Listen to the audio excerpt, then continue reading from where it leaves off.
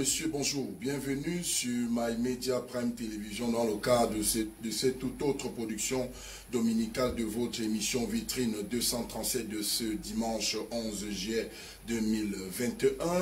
Nous allons au cours de cette production permettre aux acteurs politiques et ceux qui nous accompagnent dans le cadre de cette production d'apporter plus d'ample d'éclairage sur les sujets d'actualité qui seront posés à l'effet d'ouvrir une véritable conscience nationale. La question à l'ordre du jour, en termes d'actu, nous revisiterons la crise dans le nord-ouest et dans le sud-ouest appelée crise anglophone.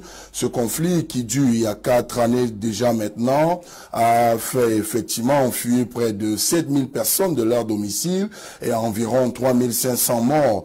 Mais aujourd'hui, le sujet qui nous permet de meubler en termes d'entrée dans cette émission, c'est le sujet autour des enseignants qui ont déserté en tout cas ces deux régions du Cameroun. Est-ce qu'on peut effectivement s'interroger sur les conséquences directes liées à cette crise aujourd'hui qui fait plus de 600 employés aujourd'hui absents dans ces deux régions-là? L'UNICEF effectivement a indiqué il y a quelque temps de cela seulement que plusieurs enfants du Cameroun risqueraient effectivement d'être privés, en tout cas au droit à l'éducation dans cette partie du Cameroun, au regard des nombreux déplacés et même des enseignants qui n'arrivent pas à dispenser des cours ou alors effectivement qui veulent préserver leur vie au regard du nombre d'enseignants enlevés et même des élèves ou des écoliers assassinés au cours de ces 4 années de crise dans ces deux régions. On se demande bien de savoir pourquoi on en arrive à cette situation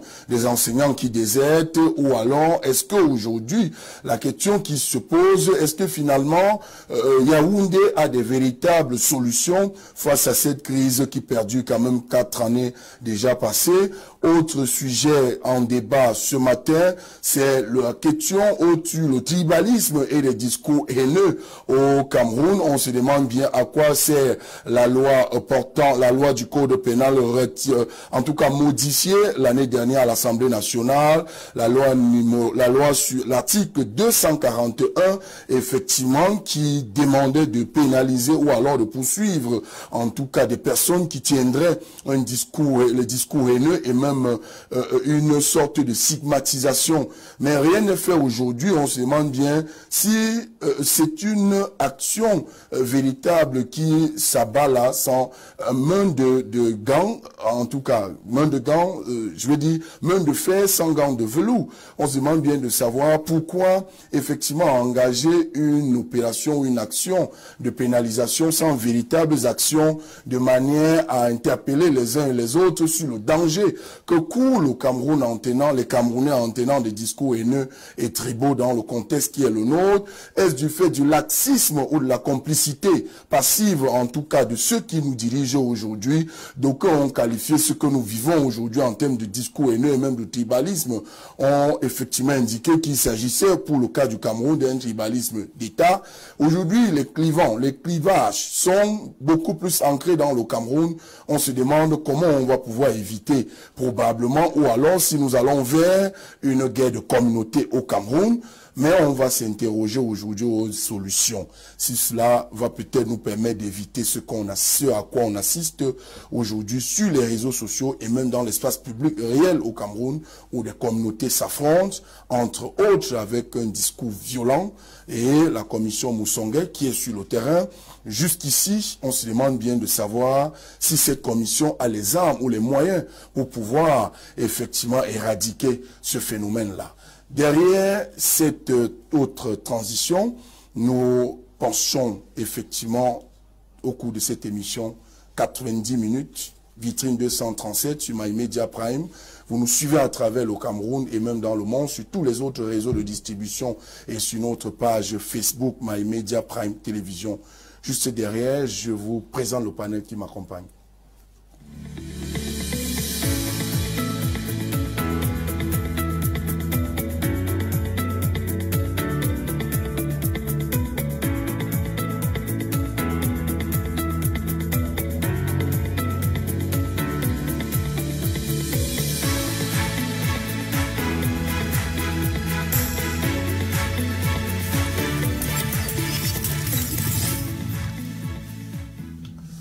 Merci de retour sur ce plateau de vitrine 237 de ce dimanche 11 juillet 2021 avec l'ensemble des panélistes conviés dans le cadre de cette production.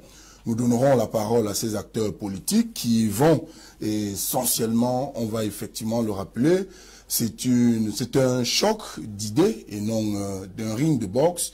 Donc, c'est ceux qui nous suivent, qui seront à la hauteur de juger l'ensemble des opinions qui seront émises ici ou qui seront distillées ici, dans l'optique de construire un Cameroun nouveau, un Cameroun dont les hommes, les acteurs se respectent mutuellement.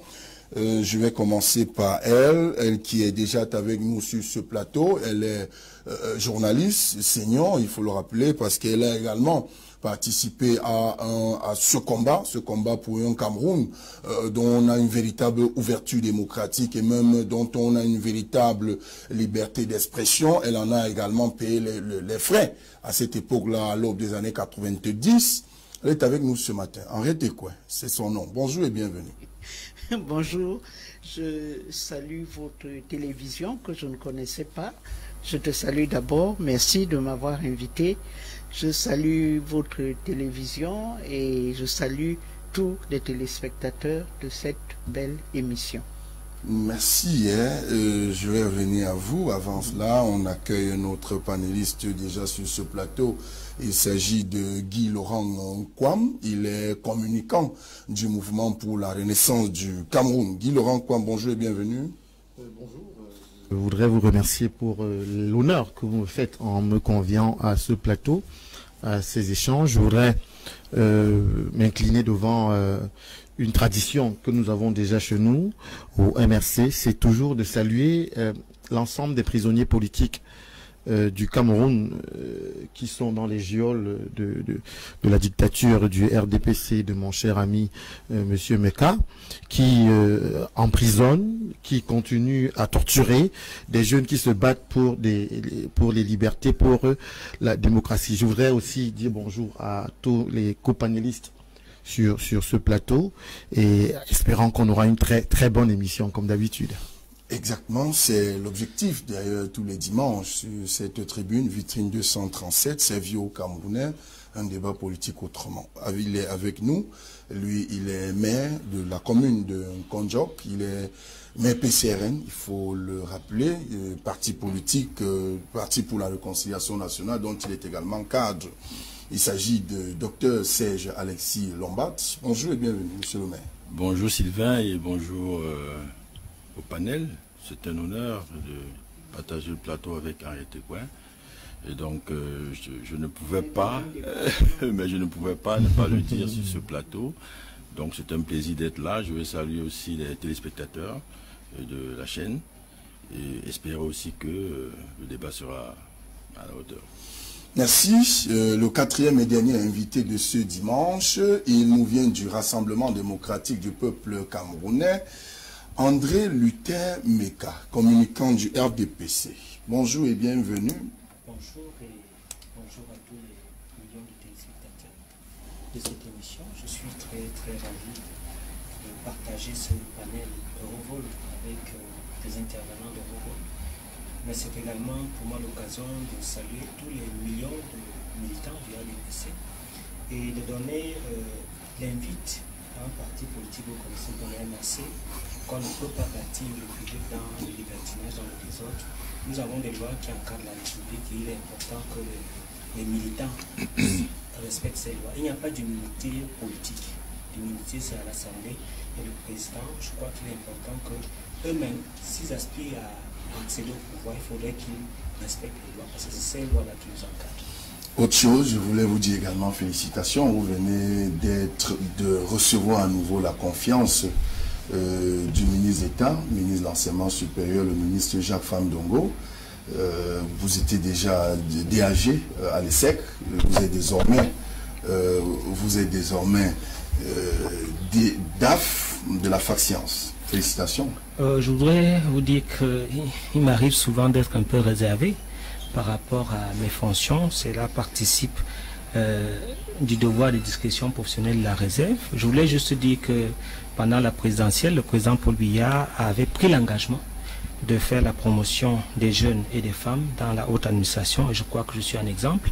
Et je voudrais juste dire que j'ai bénéficié de la confiance du recteur de l'université de Douala, parce que c'est lui qui fait des propositions, et nettement le ministre intérim. Donc c'est le recteur Magloire Ondoa qui m'a nommé. Je remercie également le ministre d'État pour aussi cette confiance, et tout le gouvernement, parce que vous savez, aujourd'hui, on a l'impression d'être dans une société sans direction, où lorsqu'on nomme un jeune, les gens critiquent. Je crois que nous devons être unanimes là-dessus. Il faut que les jeunes commencent déjà à s'habituer à la transition générationnelle et à la haute administration. Merci bien. Très rapidement, chacun pour entrer dans cette émission va avoir un petit sujet de choix. Avec vous, Henri Tekoué, les manifestations de la diaspora, très rapidement, est-ce que on se demande bien si ces actions-là, l'opportunité de ces actions, marcher à Paris, cela apporte quoi au Camerounais ou au Cameroun, dans le contexte politique qui est le nôtre? Vous savez, les Camerounais, les jeunes particulièrement, ont vécu une situation terrible avec les plans d'ajustement structurel, où le président a supprimé toutes les bourses à l'université au Cameroun comme à l'étranger. Donc, ce sont des enfants qui se sont battus tout seuls, qui sont tombés en mer pour atteindre les côtes européennes. Et c'est normal que cette diaspora-là, qui a été victime, que cette diaspora-là, qui a été victime d'un ajustement structurel qui a ciblé les jeunes. Donc, quand Meka dit que, bon, on pense aux jeunes, c'est pas par hasard que la diaspora est pléthorique. Et donc, cette diaspora estime que si elle est à l'étranger, c'est parce qu'il n'y avait aucun horizon pour ces jeunes-là. Et c'est normal que cette diaspora soit très active, y compris quand elle se rend compte qu'on ne peut pas marcher au Cameroun. Pourquoi? Parce que les lois qui encadrent l'exercice des libertés civiques et politiques, ces lois-là sont anticonstitutionnelles. Je le répète toujours. Mais qu'a dit que c'est la loi. Ce n'est pas la loi. À partir du moment où on s'est battu pour conquérir la démocratie, on devrait pouvoir marcher quand on veut, même jouer au foot, crier, hurler sa douleur. C'est notre conquête, c'est la conquête du peuple camerounais. Et c'est normal donc que quand la diaspora se rend compte qu'elle ne peut pas marcher, puisqu'il y a des Camerounais qui sont dans des prisons politiques, ce qui ne devait plus être le cas dès qu'on a instauré le multipartisme et la démocratie. Donc, ces jeunes-là, les Camerounais du moins, ils se battent, ils se sont dit, bon, puisqu'on ne peut pas marcher au Cameroun, au moins à Paris, on a les libertés de marcher et d'exprimer notre colère. Donc, c'est tout à fait légitime ce qui se passe à l'étranger. Vraiment. Meka peut le contredire parce que c'est son parti qui est attaqué, mais si les jeunes n'avaient pas été aussi malmenés que ça dans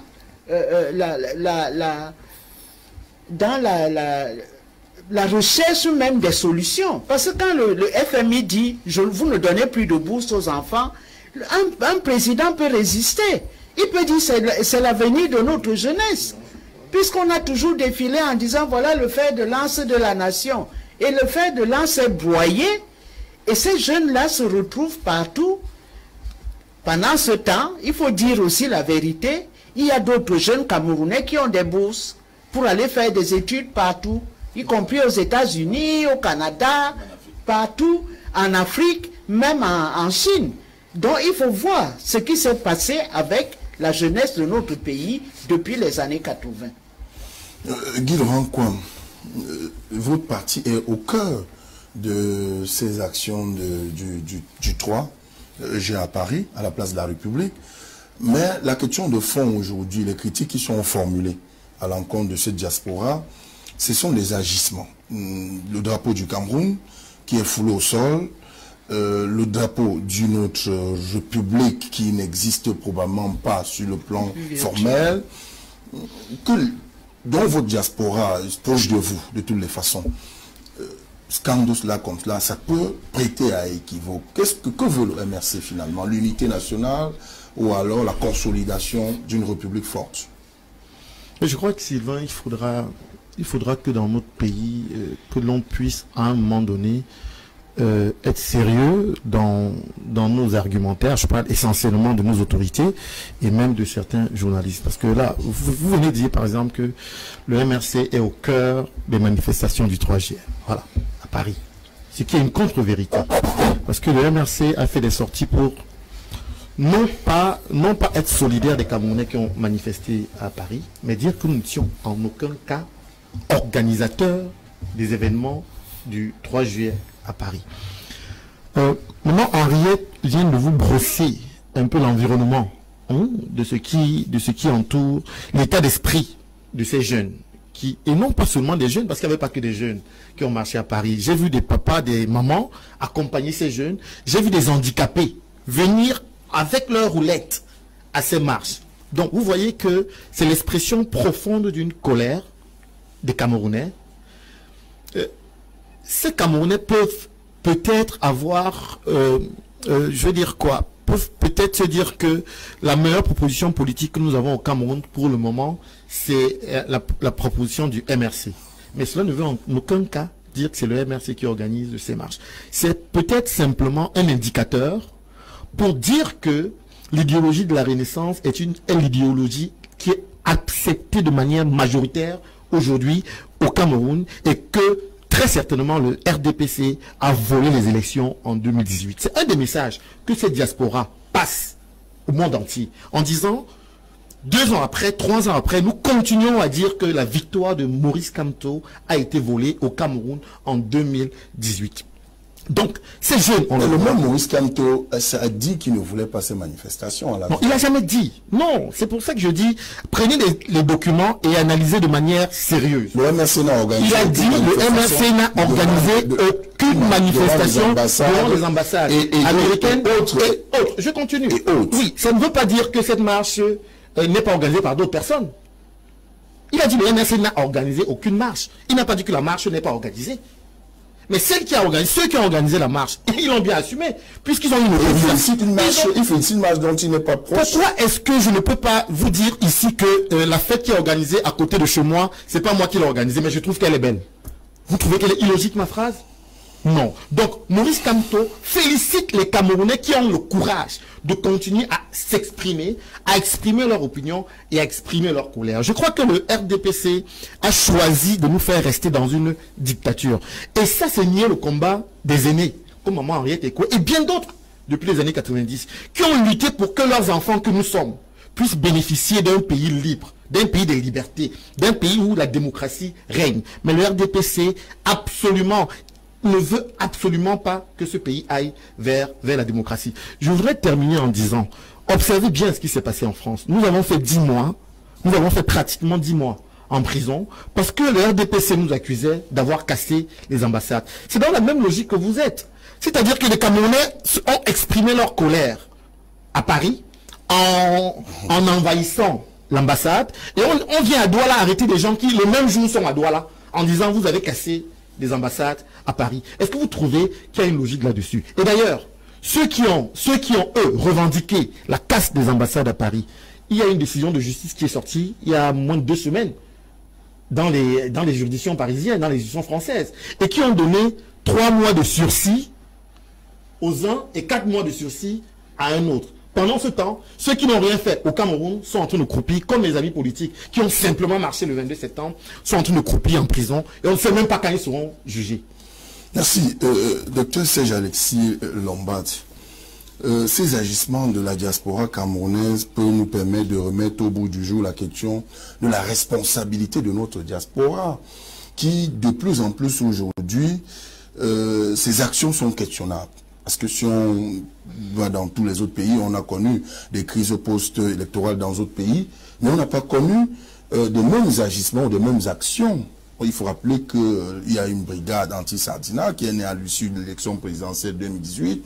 On a vu les séjours du chef de l'État perturbés. On se demande bien si le diaspora a encore la responsable, ils sont encore des acteurs responsables.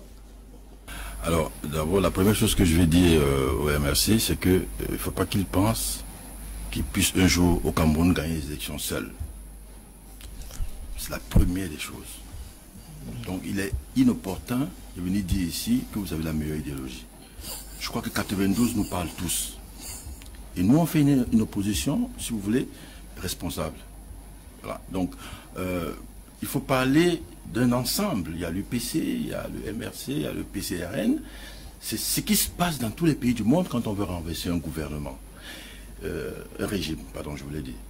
Donc, ce que nous faisons, ce que vous faites là, ça me gêne un tout petit peu. Et je le dis chaque fois que je rencontre quelqu'un. D'abord, je ne marche pas sur les plateaux. Donc, quand j'ai l'opportunité de rencontrer quelqu'un, je le lui dis, en lui disant, pensez, si vous voulez qu'il y ait un changement en 2025, comme on a rêvé en 92, il faut que l'opposition soit unie. Quel est le régime qui a été renversé à Paris? Parce qu'on a marché. Vous prenez la Tunisie, vous prenez l'Égypte, ça se passe dans le pays. Où est la Côte d'Ivoire? Au Burkina Faso. Ça se passe au pays. Et il faut le faire légalement. Le Mali. Il faut que les Camerounais apprennent à être des martyrs. Il faut pas, on l'a vu dans le passé. Il ne faut pas que les gens restent à Paris. La politique camerounaise ne se passe pas à Paris. C'est pas parce que vous habillez les blancs avec le vert ou jaune que vous allez montrer que vous avez plus d'amis blancs que les autres. Babo le disait, chacun a son blanc. Chacun a sa relation avec le blanc.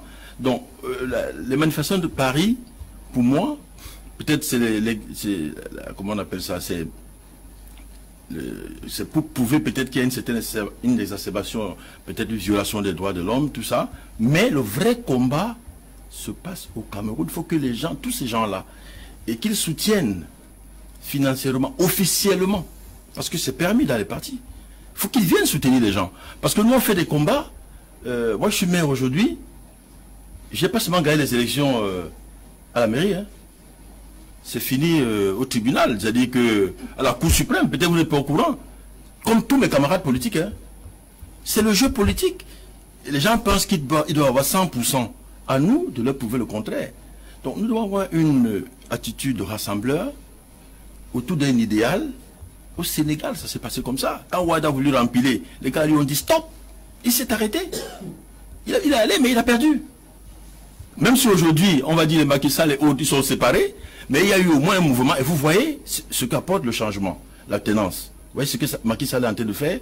Il partira. C'est la même chose avec le Béninois. Chacun apporte sa pierre à l'édifice et puis il s'en va.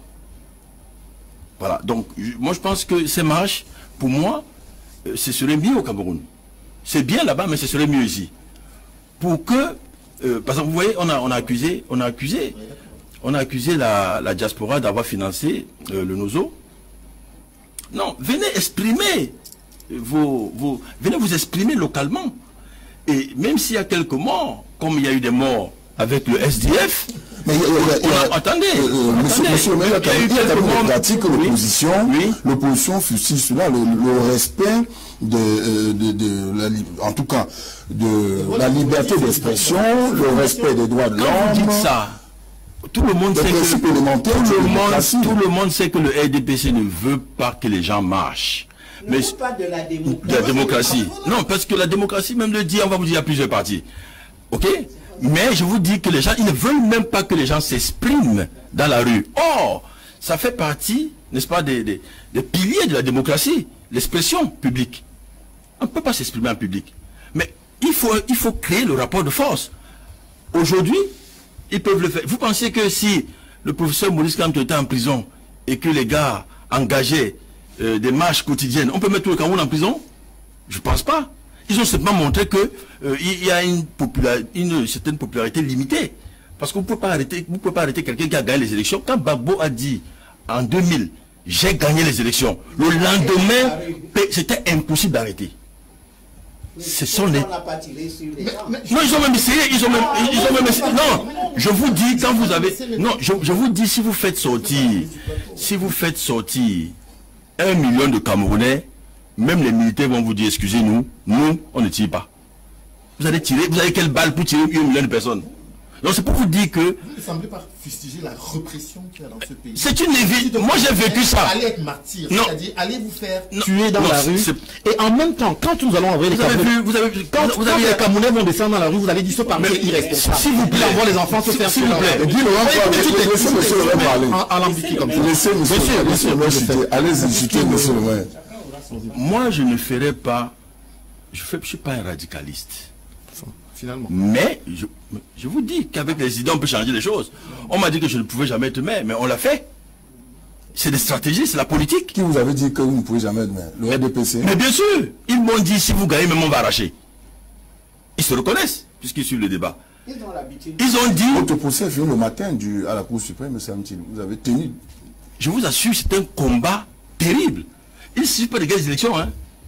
Je vous assure, j'ai eu 60%. Mais les gars ont voulu démontrer que nous, on a truqué pour avoir 60%. C'est possible de truquer avec le RDPC où? Donc c'est pour vous dire que nous, on connaît tout ça. Mais on ne va pas venir répéter les mêmes choses, n'est-ce pas, que les autres répètent. Nous disons que il faut comment on appelle ça, il faut faire la politique responsable. Mais ça ne veut pas dire de ne pas faire la stratégie. Je ne sais pas parce que je suis venu dire ici que X ou Y, que je ne pense pas Z. C'est faux. Merci. André Luther Meka. La question de la marche de Paris. Et également, d'un autre point de vue, on peut se dire que Paris, ou alors la diaspora du Cameroun, la diaspora camerounaise, veut sonner peut-être le glas au regard du non-respect, en tout cas des éléments préliminaires pour une véritable démocratie. Je voudrais d'abord dire quelque chose d'assez important, parce que j'entends combat. Je ne sais pas de quel combat on parle. Le combat qui se passe au Cameroun, c'est le combat que le président Paul Biya mène pour son pays et pour qu'il y ait, n'est-ce pas, une meilleure condition de vie des Camerounais. Je voudrais dire à l'entame de Madame Ekwe que ça n'a pas été tout à fait facile pour le président Paul Biya, qui arrive en 82 et qui a certainement la vision du fait que l'économie est stable, alors que cette économie était bondée, n'est-ce pas, dans un certain nombre de faux biais. Le temps qu'il purifie cette économie, nous entrons automatiquement dans la dévaluation, la crise économique. Après la dévaluation, la crise économique, effectivement, elle a brossé un peu le tableau noir de cette crise économique, ses corollaires, les ajustements structurels, les licenciements et tout. Nous tombons en PPTE. Alors, après PPTE, on se dit qu'on va se relever pour pouvoir mettre le pays en marche. On nous sait les autres pays se sont relevés en 2008. C'est pas un cas spécifique au Cameroun. Oui, l'Afrique du Sud. Permettez-moi d'arriver au bout. À peine on se relève que le chef d'État promet les grandes ambitions, notamment les grandes réalisations avec des grands chantiers. Et il a bien compris le problème, c'est-à-dire booster les infrastructures énergétiques et pouvoir booster, n'est-ce pas, les infrastructures routières pour permettre l'évacuation des denrées alimentaires autres. On nous sert deux petites guerres.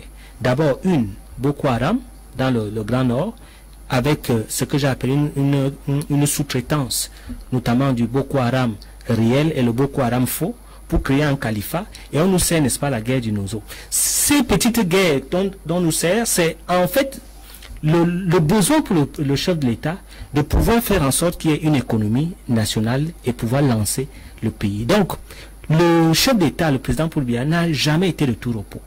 Ça a été vraiment difficile. Donc, quand on parle de cette diaspora qui s'exporte et qui n'a pas les potentialités au Cameroun, il faut savoir que il y en a qui ont eu ces potentialités. Voilà le docteur Lombat. Voilà mon frère et ami Kwam que nous connaissons à l'université. Il est là. Il y a beaucoup de jeunes qui investissent et peut-être le maire vous l'a pas dit. Il est chef d'entreprise et qui est véritablement prospère. Il ne faut pas vendre le mauvais rêve camerounais. Ils sont combien comme cela? Ils sont plusieurs. Le taux de chômage aujourd'hui au Cameroun est inestimable. La précarité, la misère aujourd'hui. Non, on dit que André Luther Meka, ceux qui marchent à Paris, effectivement, c'est pour dénoncer les manquements dans la gouvernance du Cameroun. Ce que je suis en train de vous démontrer, c'était de vous poser un peu le décor d'un pays qui est passé de difficulté en difficulté, d'obstacle en obstacle. Et au moment où nous voulons nous relever, Monsieur Kwam, vous allez me laisser parler, sinon je vais plus parler, je vais vous laisser parler. Donc au moment où nous nous relevons, il y a un certain nombre, n'est-ce pas, d'obstacles qui sont pratiquement pilotés par la métropole. Oui, Madame Eko a dit qu'il y a des bourses, mais ces bourses sont données aux méritants. Je peux vous donner une expérience. Je peux vous donner une expérience parce que j'ai eu mon master avec plus de 13 de moyenne, mais on m'a promis une bourse, mais la compétition a été rude. Quand j'étais étudiant, non. Qui étaient boussés, ils ont mis le choix, ils ont grillé la faculté de médecine. Non, ce que je vais vous dire, c'est qu'il y a quand même un certain nombre de critères. Il y a un certain nombre de critères pour avoir une bourse. Il y a un certain nombre de critères. Et le critère essentiel, c'est d'avoir au moins 12 de moyenne. Maintenant, quand il y a beaucoup de candidats, ça devient compétitif. C'est important de le souligner parce que je suis enseignant. Donc, ce que je voudrais dire, c'est que on ne peut pas dire que c'est une bonne chose, et Monsieur le maire l'a précisé, d'aller manifester en Europe. D'ailleurs, ce ne sont même pas les Camerounais. Ce sont pour la plupart des fédérations de jeunes africaines qui se donnent des coups de main pour pouvoir, n'est-ce pas, j'allais dire salir leur pays. D'ailleurs, moi j'ai été informé d'un marché assez fructueux où il y a un contact des mercenaires au Togo, au Bénin, en Centrafrique, en Côte d'Ivoire, pour pouvoir faire des marches et faire pression, n'est-ce pas, à leur pays respectif. Pourquoi? D'abord, ils voudraient être des exilés politiques, il paraît que c'est un marché florissant.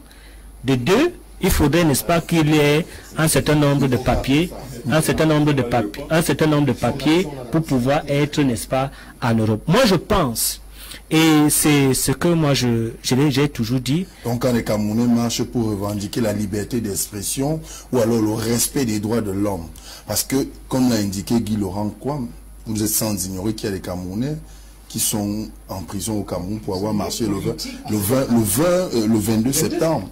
Il y a ceux du CPP ou de Stand Up for Cameroun qui ont été arrêtés 2 jours avant la manifestation du 22 André Luther Mekong. Vous ne m'informez pas. Hein. Si je représente le RDPC, ça veut dire que je sais, je suis au courant de tous ces dossiers.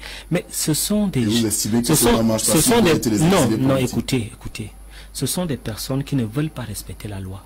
Et je l'ai dit à l'entame de mon propos, il n'y a pas d'immunité politique. Il y en a qui pensent que parce qu'on est un homme politique, on a une immunité. Non.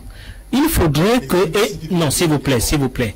Le maire a été très pertinent pour dire que il est allé en justice pour pouvoir, n'est-ce pas, batailler pour sa victoire. Mais il y a des personnes, il y a des partis politiques qui ne demandent pas d'autorisation, qui ne font aucune déclaration de marche et qui attendent que on interdise pour pouvoir dire que nous sommes dans un pays de non-droit. Non, il faut faire une déclaration. Une autorisation. Oui, une déclaration qui permet quand même non, s'il vous plaît. Une déclaration qui permet tout de même à l'administration d'être au courant de la marche et de savoir qui sont les tenants et les aboutissants de cette marche. Mais vous allez, d'ailleurs, vous allez constater que le MRC n'a jamais fait une déclaration. Et ça, c'est vos ça, ce sont vos déclarations. Mais toutes les marches, les chassements et autres n'ont jamais été déclarés.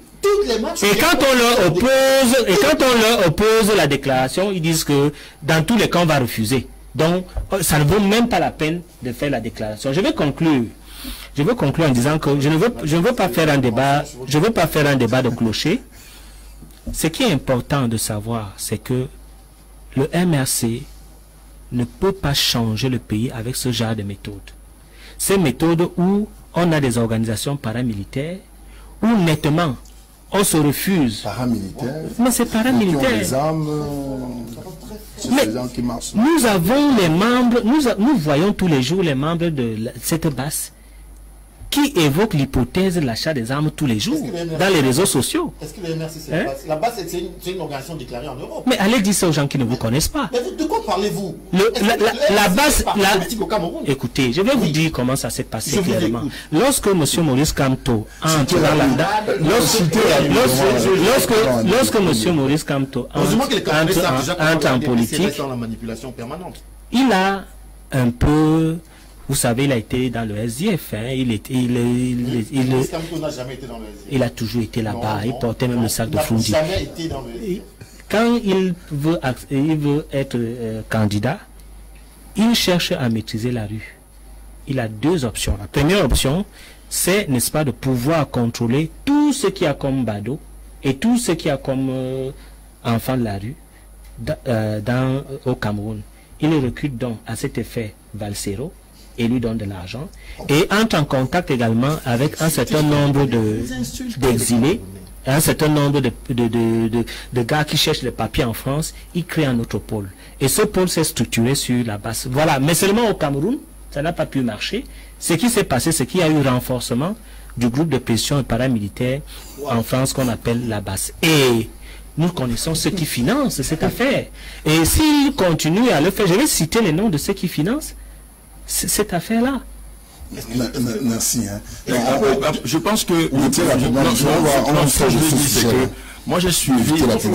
Non, pour justifier l'absence de bourse et puis les marches et tout ça, le DAF n'a pas voulu nous dire que l'une des causes de la faillite du Cameroun, c'était le détournement de fonds publics. Je n'ai pas écouté ça.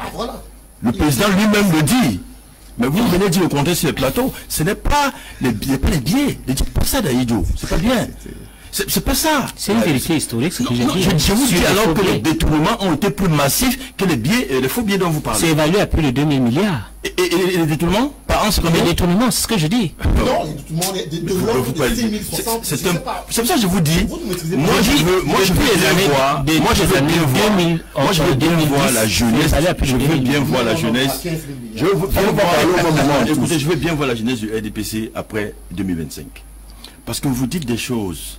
Elle va disparaître selon vous? Pourquoi elle va disparaître? Elle sera obligée de s'adapter à la vérité, au moment. Ne pensez pas que c'est éternel. Faites attention. Parce que je vous dis qu'on parle d'avenir. Non, mais qu'elle le sait. J'espère qu'il le sait. Moi, je suis pas devin. Hein. Oui, c'est rapidement, oui. Effectivement, on sort de ce sujet-là. C'est important de dire d'abord à notre cher copanéliste du PCRN que le MRC, c'est un parti qui rassemble et qui essaye de rassembler. Nous y travaillons. C'est vous qui rassemblez l'opposition. Nous sommes actuellement en train de travailler ensemble sur une proposition de code électoral consensuel. Donc c'est un début. Il faudra vraiment apprécier et on espère que il faudra consolider. Oui, les autres vont arriver pour qu'on consolide cette affaire. Encore plus. Par rapport à ce que disait de manière très maladroite M. André Luther Moka, Maurice Kamto n'est pas allé chercher les badauds de la rue. Maurice Kamto n'est pas... Valsero n'est pas un badaud. C'est un artiste engagé, respecté et... Il n'y a pas que Valsero. Hein? Vous avez parlé de Valsero, okay, alors je prends son cas. Et vous avez parlé ensuite de la base et de la diaspora. La première chose, sachez-le, je crois que le RDPC avait des éminences assez intelligentes pour le comprendre. La diaspora aujourd'hui est un acteur majeur dans les relations internationales. La diaspora aujourd'hui est un acteur de développement important pour tous les pays du monde. Quand vous êtes en crise aujourd'hui, vous avez plusieurs leviers sur lesquels vous pouvez vous baser. Le Cameroun a la chance d'avoir l'une des meilleures diasporas dans le monde. Et Maurice Kamto arrive en disant, pour qu'on remette le Cameroun sur des rails, pour que le Cameroun aille vers l'émergence, tout le monde doit pouvoir participer à ce jeu-là. Et quand on parle des Camerounais, on parle des Camerounais de l'intérieur et de l'extérieur. Seulement, le RDPC fait tout pour diviser les Camerounais. Le RDPC fait tout pour opposer les Camerounais. Et nous, merci. La Renaissance, c'est la Renaissance avec tous les Camerounais, sans exclusif. Merci Guy. Les Camerounais anglophones, les Camerounais francophones, la diaspora, tout le monde doit participer. Dites comme vous voulez, pour nous c'est les Camerounais d'abord. Et on doit participer ensemble à l'œuvre de rétablissement de ce pays. Merci. C'est vous qui le dites. Moi je crois que il ne faut pas faire des raccourcis. Il voulait redresser et puis le Nozo est arrivé et puis non. Première chose, et Meka le sait, la première chose, c'est que c'est l'UPC qui a écrit à Mitterrand pour lui dire félicitations, on est de gauche. Deuxième chose, débarrasse-nous de la dictature d'Aïdjo. Mais quand on a écrit à Biya, au lendemain de sa prise de machin, il nous a ignorés. On pensait que la démocratie allait arriver. Il nous a ignorés, on lui a dit dans la lettre que ne suis pas le président Aïdjo, tu es d'une autre génération. Oui. Fais l'ouverture, tu entreras dans l'histoire. Bien nous a ignorés. Mais quand il est arrivé chez Mitterrand, Mitterrand lui a dit à quand la démocratie? 1. À quand le retour des exilés? 2. Biya a répondu, je ne peux pas faire la démocratie, il y a 250 ethnies. Il faut que je me prépare. 1. Deuxièmement, les gens peuvent rentrer. C'est là que nous, comme ça, on a fait nos valises en 83. Avec beaucoup d'espoir. Maintenant, quand le président Biya arrive aux affaires, Ahidjo a dit les caisses sont pleines. Et le président Biya a confirmé que les caisses sont pleines. Il n'y avait pas de Nozo, il n'y avait pas de Boko Haram. Hein? Non, il n'a pas été trompé, puisqu'il a affirmé. Il était obligé, puisqu'Ahidjo était là. Il affirme quelques temps après, il dit que... Non. C'est pas quelques temps après, hein? Non. C'est en 87. Attention, il y a 5 ans. Non. Il a dit, il a confirmé, puisqu'Ahidjo était à côté, il ne pouvait pas dire non. Et c'est vrai que Ahidjo avait de l'argent des comptes aux États-Unis. Vous croyez qu'on achetait les 11 aéronefs de la Cameroun Airlines comment? On payait cash. Pour les avions militaires, on a acheté 2 avions qui transportent les troupes, C-130. Un jeune officier est allé à Lockheed pour les commander. Cash, parce qu'on avait l'argent dans les comptes. Donc ne dites pas que non, ne parle pas de 5 millions d'habitants, laisse ça. Il y avait l'argent. Oui, mais avec 5 millions d'habitants, on avait autant d'argent. Avec 30 millions, on en a beaucoup qui payent des impôts, qui payent la loi, qui payent, mais vous faites rien. Alors qu'Ahidjo n'avait que 5 millions de Camerounais, il faisait beaucoup. Et il avait tout cet argent. Tout. Mais vous avez le pétrole, vous avez les minerais, vous avez la population riche. On a créé la 5 millions de Camerounais. On a créé 5 millions de Camerounais. On a créé Laurent Kouar, merci. Merci. Merci. Attends. Guy Laurent Kouar, permettez à Retekoué de chuter. On a créé la Camer avec l'argent des planteurs, c'est-à-dire l'argent de l'ONCPB. Voilà. Et c'est pourquoi le président, le DG de l'ONCPB s'est impliqué dans le putsch. Pourquoi?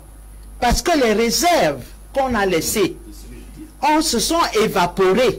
C'est là que ce monsieur, malheureusement il était du Nord, il a dit, à l'allure où on est en train de piller les caisses de l'État, on n'y arrivera pas. Donc, garde un peu le nozo, c'est pas le nozo qui nous a ruinés. Deuxièmement, on a fait des plans économiques, DSCE. Biya n'évoque jamais les programmes politiques. Il arrive, il dit que non, c'est ceci, c'est cela. Donc, je dis que, il ne faut pas dire des choses. Vous avez mal géré le pays. Malheureusement pour vous, tout le pays a vu que vous avez mal géré le pays. Et aujourd'hui, le président a des difficultés parce que maintenant, il y a qu'à la Cannes. On n'a pas fini la Cannes, le Covid est déjà arrivé. Maintenant, on n'entend même plus rien. Voilà. Merci. Donc, va nous chercher le rapport du Covid. André Luther Meka, la crise anglophone, effectivement, ce conflit, je l'indiquais à l'introduction, là, très rapidement, on va faire 1 minute 30 chacun là-dessus, pour effectivement s'interroger, et on est en train de s'acheminer, là, finalement, vers un risque d'une privation de droit à l'éducation au Cameroun, parce que la situation, elle est inquiétante, avec les enseignants qui désertent. On se demande bien si Yaoundé a des solutions pour effectivement adresser une véritable réponse à cette crise. Ce qui m'intéresse dans votre angle, c'est de voir les enseignants qui désertent. Ce n'est pas de voir toute la chaîne qui fait problème. Parce que c'est important de poser le problème de façon globale. Le problème de façon globale, c'est qu'il y a des accalmies, mais des embuscades qui sont pratiquement ciblées vers tous ceux qui veulent faire fonctionner le nozo, notamment les administrateurs, les enseignants et parfois même des commerçants. Donc, dans cette ville, dans cette situation de terreur, il y a effectivement des craintes et des peurs pour la vie des gens. Donc, la question que vous devez me poser... Non, c'est pas vous qui me... C'est pas vous qui formulez. La question que nous devons nous poser... De toutes les façons. La question que nous devons nous... La question que nous devons nous poser... La question que nous devons nous poser est celle de savoir comment faire revenir la paix dans le nozo. C'est la question centrale. Et faire revenir la paix dans le nozo, c'est de dire à ceux qui commanditent les attentats depuis l'Europe, qui sont hébergés par les États-Unis, la France, la Norvège, c'est qu'il entre notamment en négociation avec le président Paul Biya, avec le gouvernement, pour que la guerre s'arrête. Parce que le véritable problème aujourd'hui, c'est que ceux qui font ces assassinats-là, qui commandent ces assassinats, leurs enfants vont à l'école. Parce qu'il faut le dire, ils ont brûlé les écoles, ils brûlent les collèges, ils brûlent tout, ils assassinent même les enseignants. Mais est-ce que c'est une affaire du gouvernement? Je crois que nous devons prendre la chose de façon globale à ce que toutes les populations puissent se mettre en œuvre pour pouvoir faire revenir la paix. Moi, j'ai toujours dit, bon, c'est peut-être ma formation de sociologue qui me dérange. Nous avons des traditions en Afrique, hein. Nous avons des chefs de famille, nous avons des parents, nous avons des mamans. Comment donc faire revenir la paix? Monsieur, lorsque je vous parle, lorsque je vous parle, il faut bien suivre. J'ai dit que nous avons des chefs de famille. Nous avons des chefs traditionnels. Nous avons des pères, des mères. Et si cette chaîne, n'est-ce pas, familiale se connecte et se solidifie pour la paix, il y aura la paix. Ça veut dire quoi? Ça veut dire que le problème au Nozo est un problème intrinsèque. C'est-à-dire, le peuple du nord-ouest et du sud-ouest ne veut pas la paix. Parce que s'il voulait la paix, il y allait avoir la paix. Je vais le dire pourquoi. Non, attendez, je vais le dire que le peuple du nord-ouest et du sud-ouest ne veut pas la paix, on peut quand même s'interroger sur effectivement ce qui a été évoqué aujourd'hui, les complicités ou bien le laxisme de l'État qui veut que cette crise s'enlise. Vous savez pourquoi je le dis? C'est la méthode comparative. Vous avez vu le problème qu'il y a eu au Grand Nord avec Boko Haram. Aujourd'hui, Boko Haram fait ce qu'on appelle les embuscades, des assauts.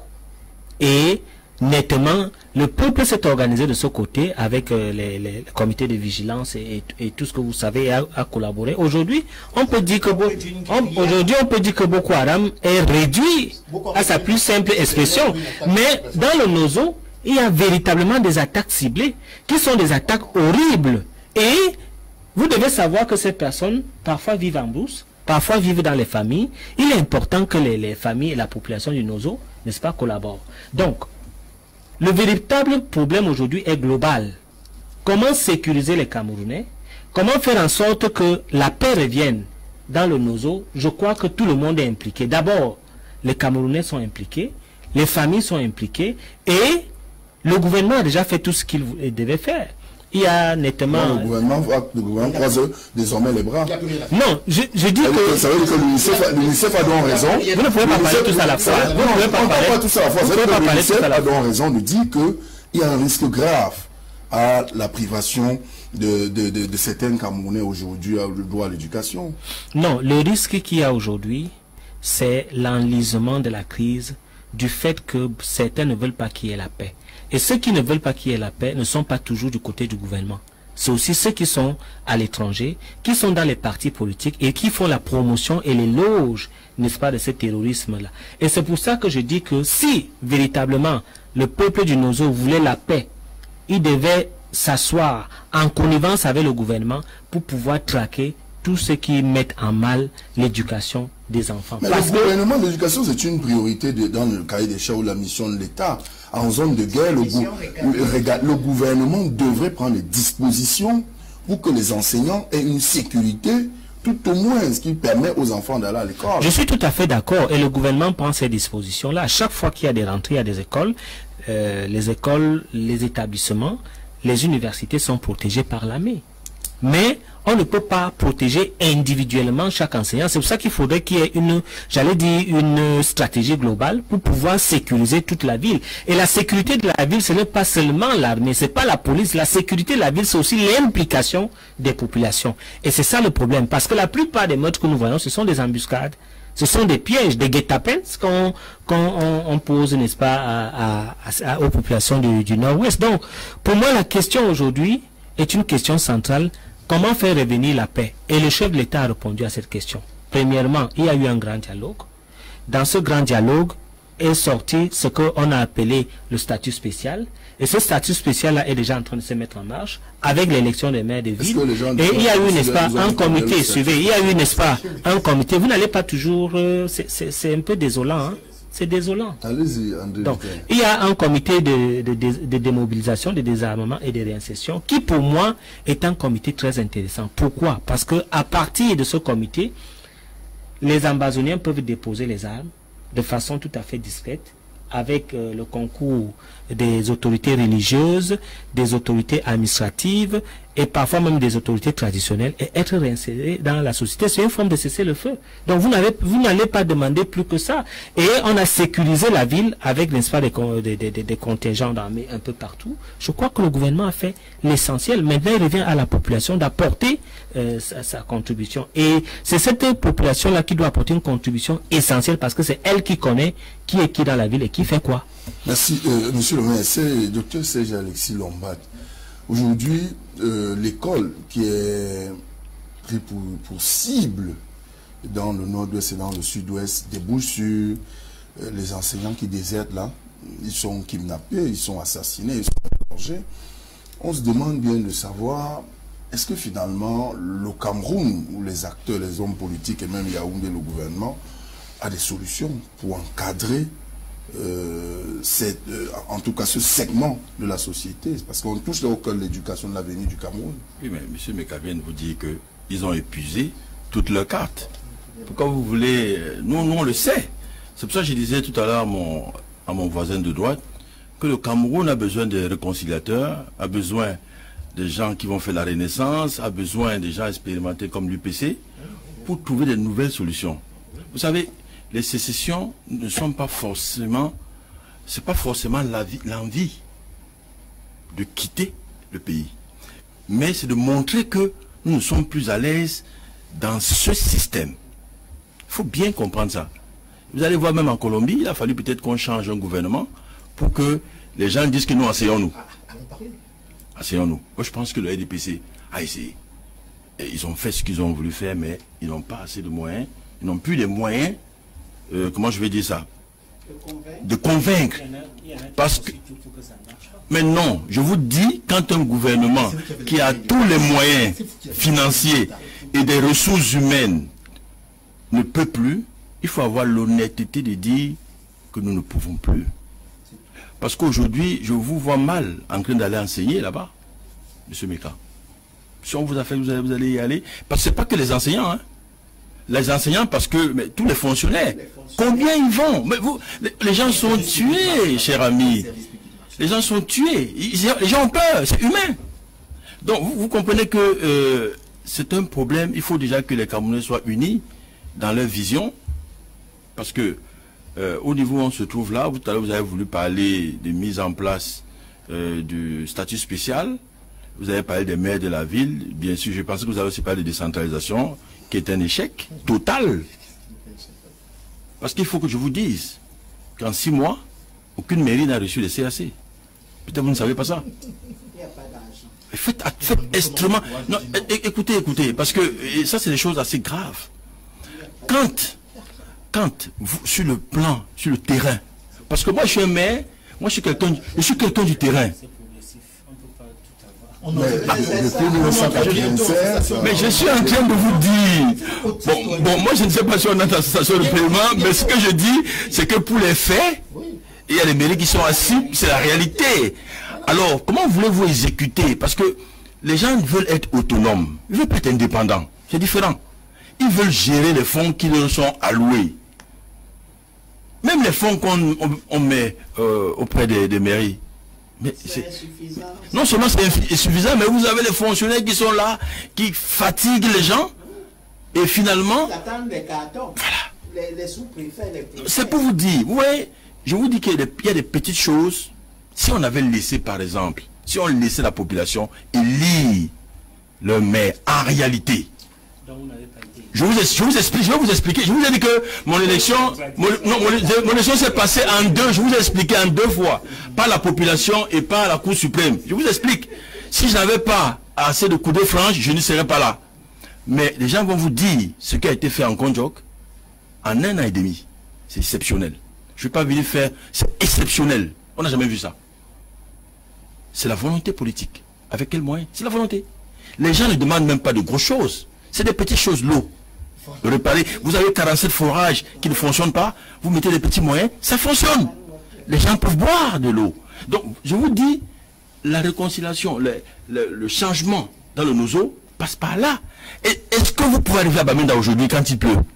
Pourquoi vous voulez aller voir des choses exceptionnelles? Il y a des petites choses. Est-ce que vous pouvez aller à Bamenda en passant par Bouddha? Est-ce qu'il y a, où est le péage qui était là-bas? Vous voyez, quand vous vous dites, vous voulez statut spécial, c'est de gros mots. Faites des petites choses. Les gens constatent, ils comprennent que, ah, là, il y a un changement qui arrive. Il y a beaucoup de choses qui sont faites aussi. Ah, non, s'il vous plaît. Citez, monsieur le maire. Non. Ce que je vous dis, c'est que moi j'ai vu au sud-ouest, c'est qu'on a partagé du riz. Son niveau de vie à lui. Oh non, on a partagé du riz aux gens. Ça n'a réglé aucun problème. D'abord, vous savez ce qui se passe quand on fait des dons. Les gens vont vers leur personne. Donc la population, même qui est au cœur de la souffrance, d'abord, ils sont tous ici à Douala, à Bonabéry. À Bonabéry, vous allez voir, il y a une surpopulation, vous ne pouvez pas imaginer. Vous avez oublié la reconstruction avec le ministre Paul Tasson où on a donné des... Mais je vous dis... Des affectations financières à chaque famille, ça vous avez oublié non, ça. Il y a des choses qui... Le problème de Paul Biya, ce n'est pas... Le discours est bon, mais ce sont les réalisations qui posent problème. Le discours est bon, on dit il faut faire ceci, il faut faire cela. Il faut, je vous donne des exemples concrets. Lesquels? Je dis qu'il y a eu des affectations financières, des allocations financières qu'on a données à des familles pour la reconstruction. Ah, les familles? Oui. Et ils sont en train de reconstruire la maison. De toutes les façons... Je ne parlerai pas... Comment vous résolvez le problème? Je ne parlerai pas de ceux qui ont déposé les armes et qui ont été réinsérés dans la société. Donc, moi, je crois qu'il y a des choses qui sont faites. Il ne faut pas noircir le tableau comme si rien n'est fait. Il y a beaucoup de choses qui sont faites. Merci, monsieur Meka. Il y a monsieur Ndjong qui nous suit de Boyala qui dit, monsieur Meka, respectez votre langue. Il y a des gens au sud-ouest qui veulent la paix. Parce que cette guerre, c'est la cause de la mauvaise gouvernance du RDPC. C'est monsieur Ndjong. Oui, les enseignants qui désertent là. C'est la preuve que... Ce sont des enseignants qui désertent. Je crois que c'est depuis 2 ans au moins que le gouvernement camerounais qui nous gouverne là de manière illégitime tente de nous distraire. C'est possible. Donc c'est comme toi qui est légitime. Vous aussi criminaliser mon opinion? Pas du tout. Merci. Je disais que, oui, bien sûr, parce que même étant en prison, on a dit devant les procureurs qu'on ne croit pas la victoire. Restez sur le sujet. Vous voulez maintenant m'imposer comment est-ce que j'amène le sujet? Vous imposez comment j'amène le fait que on parle des enseignants qui désertent. Mais ces enseignants qui désertent, ils désertent parce qu'il y a aussi des gens en prison qui luttent pour leurs droits. Qu'est-ce que vous voulez? Il y a toujours des liens sur toutes les questions de société. Donc laissez-moi amener mon sujet. Ne faites pas jouer pour le jeu du RDPC. D'accord? Donc j'étais en train de dire que M. Meka, tout comme le parti auquel il appartient, joue à l'autiste. Le RDPC est autiste. C'est-à-dire qu'ils ont l'impression que le Cameroun leur appartient. Et tant qu'on ne fait pas ce qu'ils veulent, rien ne sera fait. Nous sommes dans un jacobisme qui ne dit pas son nom, alors que les populations camerounaises ne veulent plus d'un système centralisé. Donc quand vous nous imposez un sujet qui, à mon sens, est un sujet qui est périphérique, le cœur même des revendications des anglophones, c'est le mode de gestion des affaires publiques. Et voilà pourquoi eux, ils se sont levés aujourd'hui contre la République. Maintenant, comment est-ce qu'on fait quand on est un gouvernement responsable? Monsieur Meka vous a dit que le RDPC avait tout fait et ne voyait plus ce qu'il avait à faire. Dans des démocraties, tout le monde vous a écouté. Dans des démocraties sérieuses, quand on n'a plus rien à proposer, on démissionne. C'est-à-dire, on vous dit, ok, c'est bon pour moi, je laisse la place à un autre qui peut-être peut développer des idées et des stratégies pour qu'ensemble, on retrouve le développement. Parce que le développement, ça sert à tout le monde. Les anglophones ont des... Pas tous les anglophones. C'est-à-dire que des anglophones ont décidé de se rebeller par rapport à l'ordre régnant. Quand on a un gouvernement responsable, qu'est-ce qu'on fait? Le MRC avait, depuis longtemps, dès sa naissance, dans nos livres fondateurs, on parle de la question anglophone. Et le rôle d'un parti politique, c'est de récupérer les grandes questions de société, de les mettre sur la place publique afin qu'on puisse les régler. Depuis 2012, nous avons dit que la question anglophone risque d'être prégnante et très dangereuse dans les années à venir. Personne ne nous a écoutés. Vous dites que ça touche au cœur de l'éducation, de l'avenir du Cameroun. Vous pensez que c'était un sujet périphérique? Mais je dis par rapport à la question que les anglophones posent. Quand des anglophones vous disent qu'ils veulent qu'ils veulent un pays fédéralisé, et qu'on les amène sur la question d'éducation, qu'on les amène sur les questions vous avez dit quoi, dépôt des armes. Donc pendant qu'il y a la crise, comme vous êtes là, vous voulez là penser que l'UNICEF, qui pense que dans ces deux parties du Cameroun, si rien n'est fait là, on est en train de vouloir aller... L'UNICEF s'inquiète du domaine réservé qui est le sien, qui est l'éducation, en disant que là, dans cette région, les enfants qui sont dans cette région, dans quelques années, seront un problème pour le développement du Cameroun. Mais il n'y a pas que l'UNICEF. Les Nations Unies portent la question anglophone comme une question sérieuse d'avenir pour le Cameroun. Les Américains l'ont fait, la France le fait, tout le monde parle à M. Biya, tout le monde parle au RDPC, mais les gars sont autistes. On vous dit que cette question anglophone, c'est une question depuis longtemps qui plombe notre développement. Pourquoi ne pas s'asseoir avec nos frères, se parler et dire qu'est-ce que vous voulez? Monsieur, l'État c'est comme un projet où il y a des parties prenantes. Et chacun...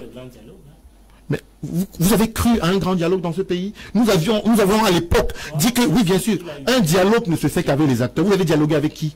Je vous pose la question directement pour répondre. Vous avez dialogué avec qui? Avec les acteurs majeurs de la crise? Mais vous avez dialogué avec lui. On vous dit. Si le MSC n'est pas venu après avoir pris les perdiens, nous ne vous disons pour MRC. Ça ne veut pas dire qu'il n'y a pas eu grand dialogue. Nous vous disons au MRC que pour qu'un dialogue soit fait, c'est les acteurs principaux de la cause qui doivent être autour de la table. Et les partis politiques au Cameroun, bien qu'ils soient acteurs, ne sont pas les acteurs majeurs de la crise anglophone. Vous avez pris s'il vous plaît, vous avez pris des leaders anglophones que vous avez enfermés depuis plusieurs années à Konengi. Mais pourquoi est-ce que ces leaders n'étaient donc pas à la table de négociation, de consortium? Pourquoi n'étaient donc-ils pas à la table de négociation? Non, je vous dis que je dis qu'il y a des leaders anglophones, qui sont emprisonnés aujourd'hui à Konengi et qui...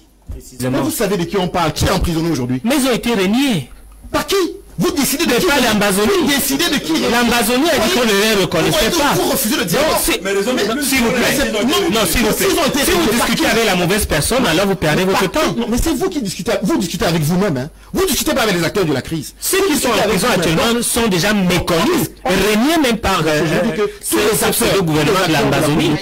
Tous les acteurs. Il a été régné par le pseudo-gouvernement de l'Ambazonie. Donc vous croyez à ce pseudo-gouvernement? Raison de plus de discuter avec vous. Vous choisissez. Ah bah voilà. Donc ce que je veux dire, je termine par là. Je termine par là. Je voudrais dire qu'après le grand dialogue, tous les États, les grands États de ce monde, en l'occurrence les États-Unis, les organisations internationales ont dit qu'il n'y avait pas eu de réel dialogue au Cameroun. C'est d'ailleurs pourquoi, dans leurs différentes sorties, ils demandent, s'il vous plaît, je ne sais pas pourquoi vous parlez du MRC, je parle des acteurs. Tous les acteurs. Est-ce que je peux parler? Là, écoutez, je disais que les acteurs... Même le parti politique, le PCRN était là, le SDF était là.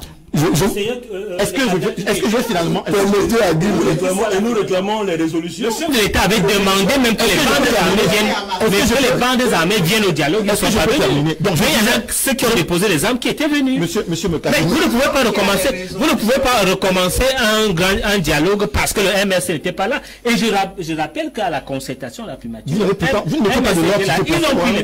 Ils ne sont pas venus. Donc voilà. C'est du mensonge, Bien, je dis. Merci. Ils ont eu 4 millions. 3-4 millions. Encore du mensonge. Et puis il faut que je déclare ça. J'étais en train de dire allons à l'essentiel. Avant que le RDPC ne cherche à nous distraire. Dans ces mensonges et ces manipulations. Madame Newa, évidemment. Madame Newa est à la primature, conduire une délégation pour avec des propositions. Il faut le dire. Permettez à Guy pas aller à la primature pour donner des propositions. Nous sommes allés donner des conditions pour un bon dialogue. Et ce ne sont pas les propositions. J'ai dit, non monsieur.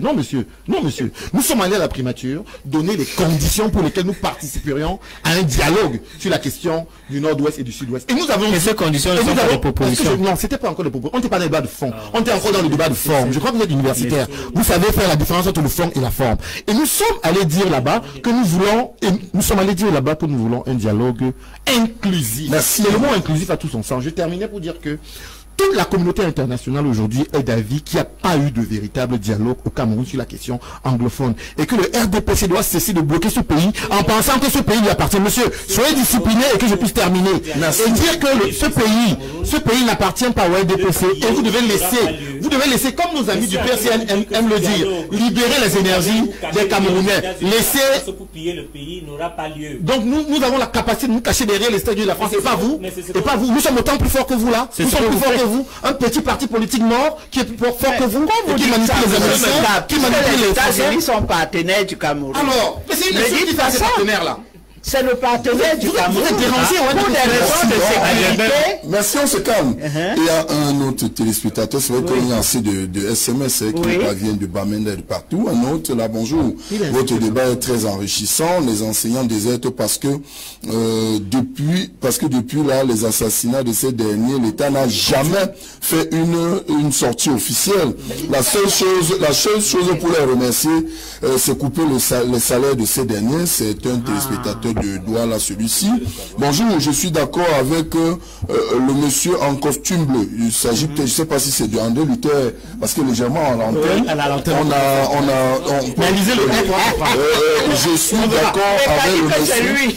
S'il vous plaît, je suis d'accord avec le monsieur en costume bleu qui dit les gens du Nozo ne veulent pas la cessation du conflit. Il s'agit d'André Luther Meka. Si la chaîne familiale a ces deux régions se met au travail dont ce monsieur évoque, il y aura cessation de cette crise. Donc on avance, d'autres SMS très rapidement. Bonjour à vous tous. Vraiment ce monsieur Meka, ce système a tout de souffle. Regardez dans quel état se trouve la région de l'extrême nord, qui a tout donné à ce régime. C'est un autre téléspectateur qui nous écrit de l'extrême nord. On va avancer très rapidement. Oui. Sur l'extrême nord. Les jeunes de l'extrême nord ne trouvent pas de travail. Ils sont tous des gardiens. Je viens de perdre un gardien de l'extrême nord qui a été assassiné avec un bac en poche. Parce qu'on pense qu'il faut donner aux gars qui viennent du Grand Sud, c'est eux qui ont droit au boulot. Et les jeunes de l'extrême nord, parce qu'ils ont un faciès qu'on connaît, ne trouvent pas du travail. Il faut faire très attention. C'est-à-dire qu'on est en train de condamner toute une jeunesse aux activités périphériques, informelles, parce qu'il faut que les gars du Grand Sud aient le boulot. Voilà. C'est un scandale. Ce que je voulais dire sur le Nozo. Le cardinal a voulu faire quelque chose, comme ils l'ont fait en 93. Le All Anglophone Conference. On ne sait pas pourquoi on le lui a interdit. Première chose. Deuxième chose, et sur laquelle moi je suis en tant que UPCiste et des gens qui sont habitués à la guérilla. Toutes les guérillas ont une direction politique. C'est-à-dire que à partir du moment où on pose ces conditions, et nous on sait pourquoi ils font ça. Monsieur Lombat l'a dit, toi tu l'as dit, tout le monde l'a dit, sauf Meka bien sûr, le terrible Meka.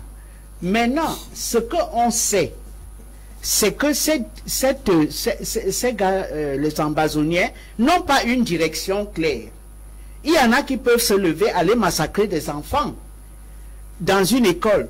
D'autres se sont levés, ils ont tué un pasteur, ce qui a énervé les Américains. Donc on ne sait pas. Ou alors, ils coupent la tête d'une femme, ils mettent les photos partout et ils se sont rendus totalement impopulaires. Ils se sont rendus impopulaires parce que leur cause n'est plus tout à fait visible. C'est vrai que les anglophones se plaignent, mais la violence des ambazoniens est telle qu'ils se rendent impopulaires. Donc je dis que la force, la puissance de feu est entre les mains de l'État. L'État a les moyens. Et s'il y a une accalmie, c'est parce que l'État a mis les moyens en termes d'armes pour que on a même tué beaucoup de généraux d'Ambazonie. Mais on n'est pas arrivé à éteindre le feu. Donc pour éteindre le feu, il faut s'asseoir à nouveau pour éteindre le feu. Et je dis que le président ne peut pas faire l'économie d'un voyage là-bas, aller voir les fonds, les chefs traditionnels, parce que toute la société du Nozo, qui a des revendications claires, et on les connaît, depuis qu'on a supprimé le fédéralisme en 72, et je répète ici que c'était un coup d'État constitutionnel qui n'avait pas lieu d'être. On l'a fait. Les gars du Nozo se sont beaucoup plaints. Ils sont allés aux Nations Unies parce que le Cameroun est pupille des Nations Unies. C'est normal qu'on écrive aux Nations Unies quand on a une difficulté. On a obtenu notre indépendance aux Nations Unies, pas face à la France, mais on est allé aux Nations Unies parce que c'est la SDN qui nous a confié. Voilà. Donc, c'est normal que les Camerounais continuent à se plaindre. Et c'est normal que dans les revendications des gars du Sud-Ouest qui passent par les Nations Unies, je rappelle qu'en 2001, quand le Kofi Annan est venu faire sa tournée d'adieu, il y a eu un banquet d'État à Etoudi. Et le Kofi Annan a dit au président camerounais, il faut faire attention à la question du Nord-Ouest et du Sud-Ouest. Parce qu'en tant que secrétaire général des Nations Unies, tous les courriers convergent vers les Nations Unies. Donc c'est pas nouveau. Merci. Ne dis pas qu'on est allé chercher à l'étranger. Le président Biya le sait. Il sait pourquoi on s'est battu pour la... Madame, je veux dire quelque chose. Non, Elle dit quelque chose de très important sur la direction. Monsieur le maire, permettez à monsieur Meka rapidement d'ouvrir la parenthèse rapidement, on va sortir. Madame, écoute dire quelque chose de très pertinent. J'aimerais dire qu'il n'y a aucun Camerounais ici sur ce plateau qui veut la guerre. C'est visible. Ce qui est important aujourd'hui, c'est de constater que s'il y a un mouvement qui a autant tué le peuple dont il ambitionne gouverner, c'est l'Ambazonie.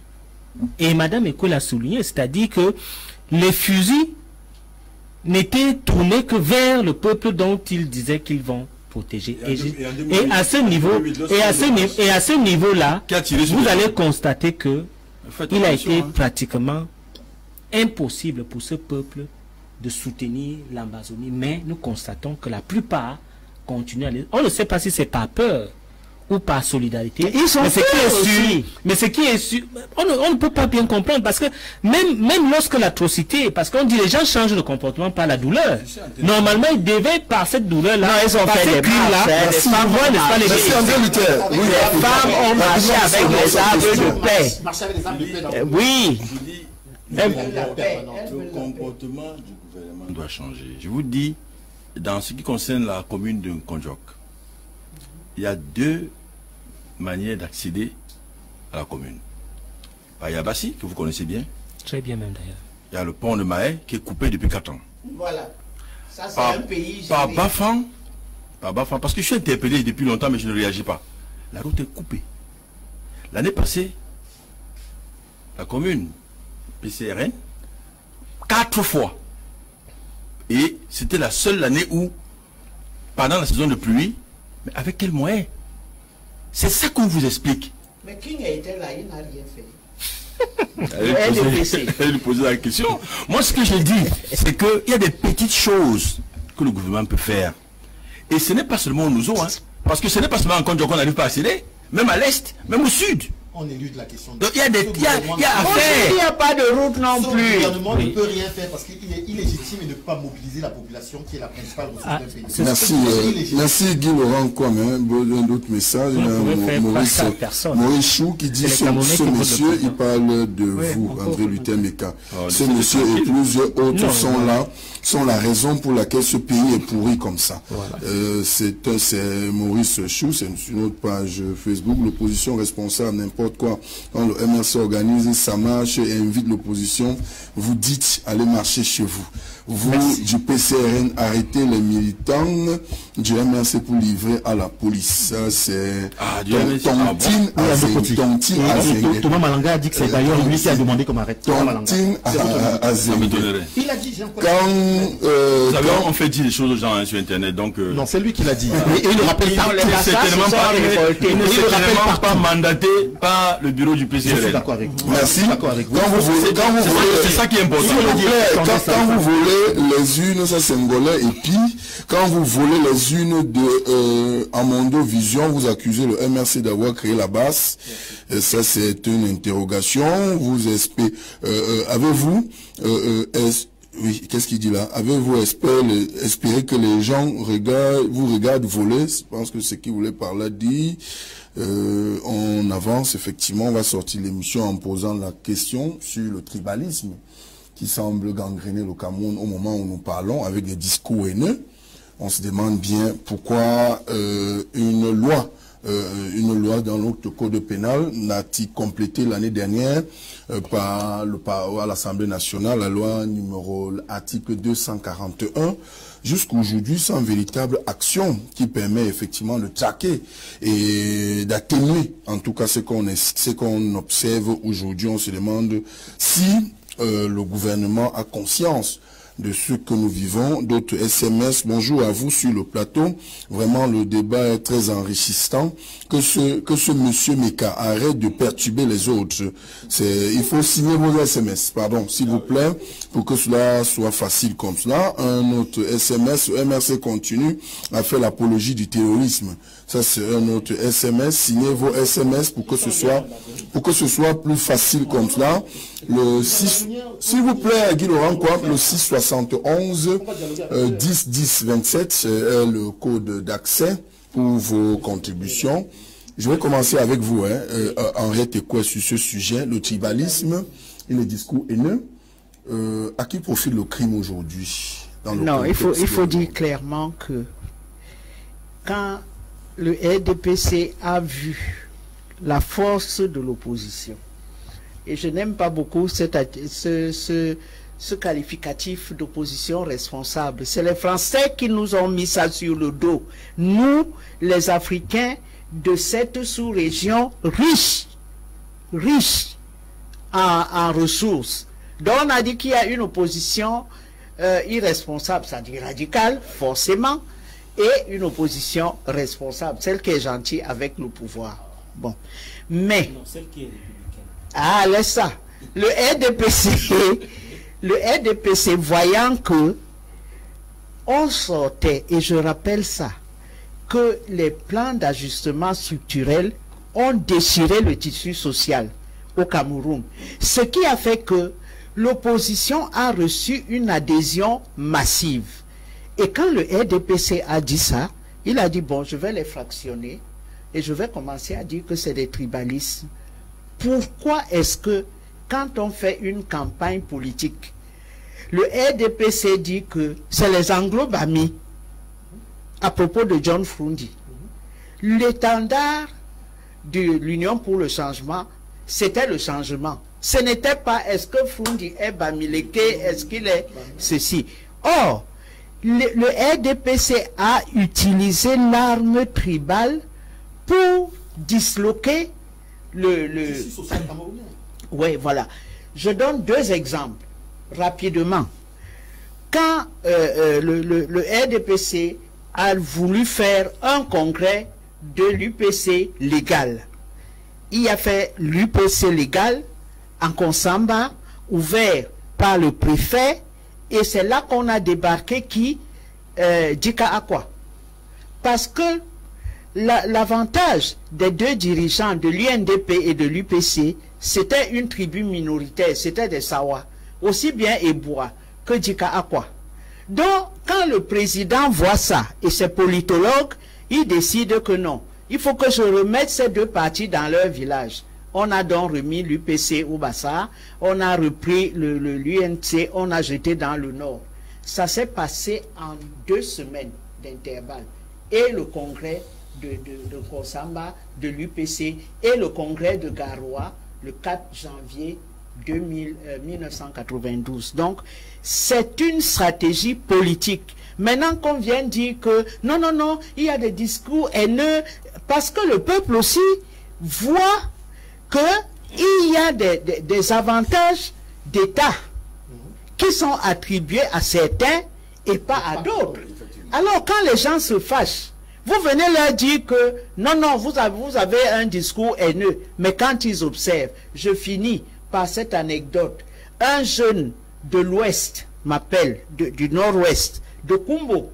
Il m'appelle, il me dit, Anti, il me parle en anglais, je suis mototaxi à Kumbo. Ah, on m'arrête.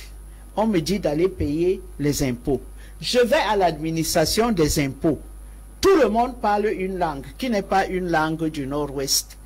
Et tout le monde ne parle que français. Moi, je ne suis jamais sorti de mon Nord-Ouest. Bon, donc il faut faire attention. Quand on fait des choses, et je laisse toujours marteler, on ne peut pas avoir une brigade de gendarmerie, tout le monde parle la langue du président. C'est mauvais. C'est mauvais. De la même manière que j'ai dit à Kamto, tu ne peux pas assumer une base qui se qualifie comme anti-sardinat. Il faut faire très attention parce que notre peuple est très... Et puis il y a eu unité dans notre pays. L'unité du Cameroun a été forgée dans la lutte contre les Allemands. Oui, parce qu'on est allé chercher les chefs qui ont été arrêtés partout. Donc, notre pays, politiquement, depuis que le discours politique existe, notre pays a eu l'unité. C'est Aïdjo qui a inventé que on met en péril l'unité nationale. C'est faux. Merci. Voilà. C'était pour combattre les nationalistes. J'ai dit, il faut véritablement signer vos messages, que cela soit simple comme ça. Bonjour, j'adore votre émission, merci. Et il faut rappeler à M. Meka que non seulement ils ont pourri la vie des Camerounais, mais celui de nos confrères du Nozo. Signez vos messages, s'il vous plaît. Un autre message. Bonjour le plateau, M. Meka. Être du RDPC ne signifie pas soutenir n'importe quoi. Vous incarnez la médiocrité. Ça, c'est notre message. On va sortir l'émission. Ce sera votre dernière prise de parole. Le discours, là, le tribalisme, le discours au Cameroun. André Luther Meka, la question qui revient aujourd'hui et qui est affichée au grand public, c'est qu'en réalité, il y a un groupe qui a confisqué les ressources de la République. Il n'y a pas une véritable répartition équitable des ressources de la République. Ce qui frustre d'autres Camerounais aujourd'hui, peut-être. Oui, je crois que j'ai entendu ça, j'entends ça depuis très longtemps. Je voudrais juste vous donner un schéma. D'abord, sur la gestion du pays, vous allez constater que l'exécutif, c'est le grand centre sud-est, si vous voulez le grand sud. Vous allez voir que le Parlement, qui est bicaméral, vous avez d'abord le Sénat, qui est de l'ouest, et l'Assemblée nationale qui est du Grand Nord, et vous allez constater donc la primature est du Nozo. S'il vous plaît, s'il vous plaît, s'il vous plaît. Non, les conciliateurs et les rédacteurs, on doit travailler à mettre ces gars, on doit les voter, quoi. Mais s'il vous plaît, allez-y rapidement, André Luther, on va sortir l'émission. Bon, je crois qu'on parlait de tribalisme. Oui. Bon, le tribalisme, donc, veut dire quoi? Moi, je crois que ce qu'ils veulent dire, c'est qu'il y a la primauté d'une ethnie dans la gestion du pouvoir. Je suis en train de leur démontrer qu'il y a équilibre des ethnies dans la gestion du pouvoir. Et je suis parti d'abord des grandes institutions et je vais également aller un peu plus sérieusement. Il y a une instrumentalisation de l'ethnie pour accéder au pouvoir. Et la plus belle instrumentalisation de l'ethnie, et auquel je suis particulièrement, c'est le MRC. C'est-à-dire que le MRC veut fédérer une sorte de politique, j'allais dire, de grands fédérateurs de Grassfield pour accéder au pouvoir. Et c'est ce parti-là, déguisé dans ces réseaux sociaux, qui veulent instrumentaliser le tribalisme d'État. Il n'y a pas de tribalisme d'État au Cameroun. Je crois que s'il y a quelqu'un qui dirige le parti, le RDPC, qui est notamment celui qui est le chef d'orchestre du RDPC, c'est Jean Kueté, il est de l'Ouest. Donc, le secrétaire général de mon parti a quel pouvoir? Le président. Mais c'est une blague. Mais l'artisan en chef, le chef d'orchestre, le chef de l'administration, c'est M. Jean Coueté. Donc, je voudrais donc conclure en disant que le chef d'État, dans sa politique de l'unité, implique tout le monde. Vous allez voir qu'il y a des ministères de souveraineté comme le Consupé, l'AT et la justice qui sont pratiquement gérés par, n'est-ce pas, des gens qui ne sont pas de l'ethnie dont vous parlez. Vous allez même constater que même tout le créneau du pétrole, notamment la Sonara, la SNH, c'est pratiquement les gens d'ailleurs. Donc, moi je vois pas...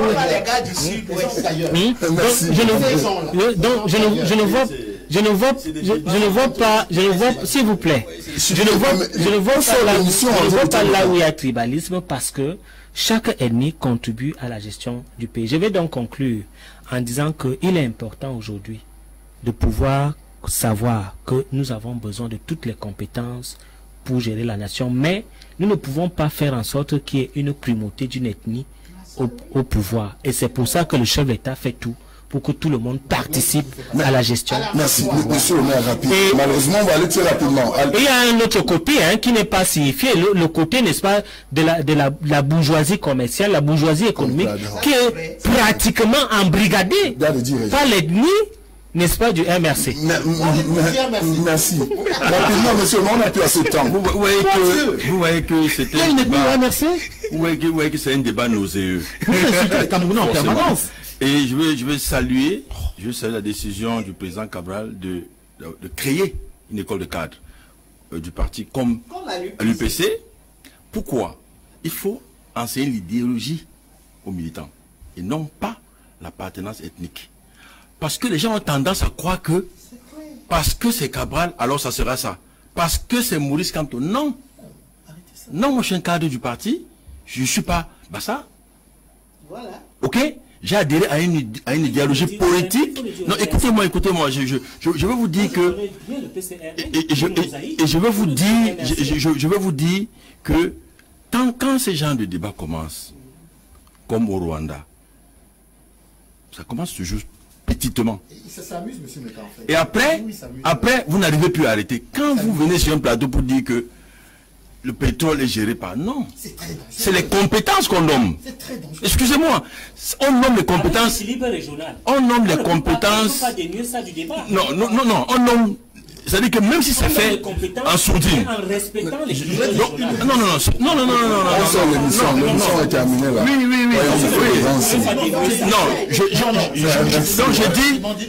Non. À cette allée, vous n'aurez pas la parole de fin là. On ne peut pas s'entendre parce que ce sera monolithique. L'équilibre régional pose un problème au Cameroun. Le problème, c'est que qui décide dans l'équilibre que c'est telle personne ou telle personne qui doit être là? Mais il y a des quotas. C'est les réseaux. Non, écoutez, non. Merci, monsieur. Même dans les quotas. Comment vous choisissez dans le quota que c'est telle personne et pas l'autre? Merci. C'est terminé. Pour moi, il y a deux personnes qui marquent ce débat aujourd'hui. Il faut aller les lire. Allez lire Henriette Ekoué sur les questions qu'il vient de poser. Allez sur Facebook lire une dame qui fait une analyse très pertinente, qui s'appelle Doumbé Arlette Framboise Digne. Mais pour vous dire en plus que le MRC a deux propositions pour lutter contre le tribalisme d'État. La première, c'est d'organiser les assises nationales de la citoyenneté et de la fraternité. Et la deuxième, c'est d'avoir une langue nationale pour tous. On peut la créer, on peut travailler dessus pour que les Camerounais soient unifiés autour d'une même langue, autour d'une culture, en ne pas négligeant les autres langues. Une autre chose, c'est de créer une identité. Une identité pour tous et un fichier national qui soit informatisé et dans lequel on n'a plus des allusions à l'ethnie ou à la tribu. Merci bien. Merci Henriette Ekoué d'être venu. Merci André Luther Meka, merci au maire Dr Serge Alessi Lombat, merci, salut vos populations de Konjok, merci à Guy Laurent Kwam. Je veux rappeler qu'on a énormément de SMS, les discours haineux ont été intensifiés en 2018 avec le MRC. Avant cette date, nous étions en paix. Je suis d'accord avec Meka, sans compter de l'alliance basse MRC en Bazonie, il s'agit de Richard. Le MRC a l'armée de cyber. Donc le MRC réussit à réussir. S'il vous plaît, on ne peut pas parler au même moment, Guy Laurent Kwam. Le MRCA, l'armée de cyber activistes ethno-fascistes la plus tribale et dangereuse de ce pays. Et il s'agit encore de Richard, un autre, Maman Ekwe, merci beaucoup pour cet enseignement. S'il vous plaît, mais vraiment, Meka, vous, RDPC, vous êtes tribaliste. La gendarmerie nationale, la police des impôts, partout, c'est les mêmes, de la même famille, du même village. Donc, s'il vous plaît, honnêtement, sincèrement, changeons le Cameroun. Encore une fois, merci à ceux qui nous font confiance tous les dimanches, lorsqu'il est 10h sur les antennes de My Media Prime Télévision. On va se retrouver dimanche prochain lorsqu'il sera à nouveau 10h avec un autre panel. Et entre-temps, à 16h passées de 30 minutes, ce soir, ce même dimanche, première rediffusion. Et également le mercredi 21h30, une autre rediffusion. Un autre panel sera dimanche sur la télévision du futur, à dimanche 10h.